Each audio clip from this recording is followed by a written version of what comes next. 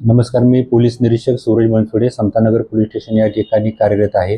Samta Nagar police station हद्दीतील MHADA road क्रमांक 3 Lokhandwala circle या ठिकाणी बाळा मच्छिंद्र पाटील या ठिकाणी राहण्यास आहे। बाळा मच्छिंद्र पाटील हा याच्यावरती समतानगर पोलीस स्टेशन हद्दीमध्ये 2011 ते 21 या कालावधीमध्ये त्याच्यावरती एकूण 10 गुन्हे दाखल आहेत। त्याच्यामुळे त्याच्यावरती वेळोवेळी प्रतिबंधक कारवाई देखील केली होती। 2021 मध्ये त्याला 2 वर्षासाठी तडीपार देखील करण्यात आलेले होते।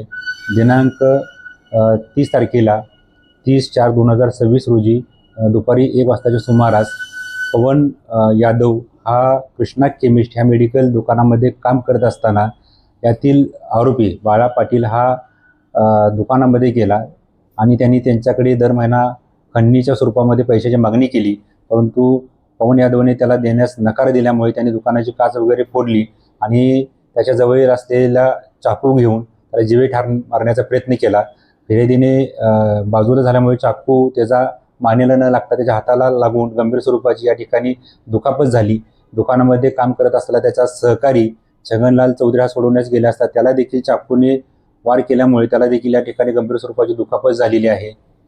आरोपी बाळा पाटील यांनी खंडणी मागितली, परिसरामध्ये दहशत मागवली आणि वेगवेगळ्या तिथे राहणाऱ्या लोकांच्या दहशत माजल्यामुळे यातील पवन यादव यांनी दिलेल्या तक्रारीनुसार समतानगर पोलीस स्टेशन येथे बाळा मच्छिंद्र पाटील याच्याविरुद्ध जीवे ठार मारण्याचा प्रयत्न VNS कलम 109 अशा गंभीर स्वरूपाचा गुन्हा, खंडणीचा गुन्हा त्याच्याविरुद्ध दाखल केलेला आहे। CR नंबर 448/26 अन्वये त्याच्याविरुद्ध गुन्हा दाखल आहे। त्याला तातडीने वरिष्ठांच्या मार्गदर्शनाखाली त्याला अटक देखील करण्यात आलेली आहे आणि आज रोजी त्याला न्यायालयात हजर करत असून पोलीस कोठडी त्याची घेण्यात येत आहे। आरोपीची पार्श्वभूमी काय असेल?